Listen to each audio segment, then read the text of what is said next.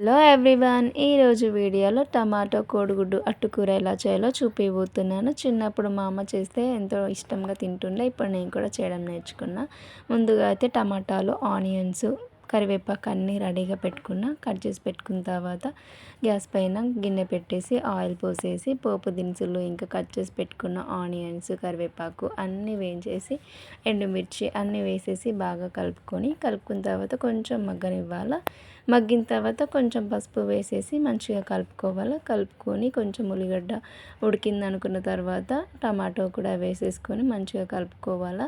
Tomato కూడా కొంచెం మగ్గనివ్వాలి. మూత పెట్టేసి మగ్గిన తర్వాత కొంచెం అందులోకి సాల్ట్ ఇంకా అల్లం వేసేసుకొని మంచిగా కలుపుకోవాలి. సాల్ట్ వేస్తే తొందర ముక్క అనేది మగ్గుతుందండి మధ్యలో వేస్తే.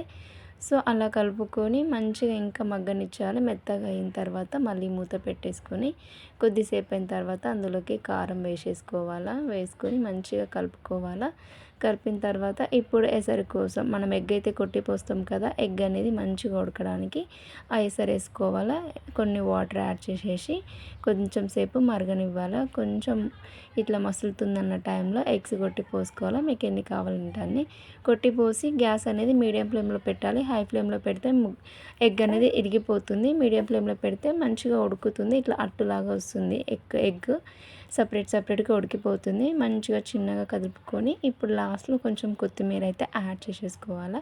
లాస్ట్లో కొంచెం గరం మసాలా ఫ్లేవర్ కోసం యాడ్ చేయాలి. ఇంకా అటు ఇటు కలుపుతూ కొంచెం ఎగ్ అనేది తిప్పేసుకోవాలి. ఇట్లా అట్టులాగా ఫామ్ అవుతుంది. చాలా టేస్ట్ ఉంటుంది. ఉప్పు కారం అంతా ముందే పడుతుంది కదా, టేస్ట్ అయితే చాలా బాగుంటుంది. మీరు కూడా ట్రై చేయండి. నచ్చితే సబ్స్క్రైబ్ చేయండి. మామ్ ఆఫ్ జై మహాన్. Thank you for watching.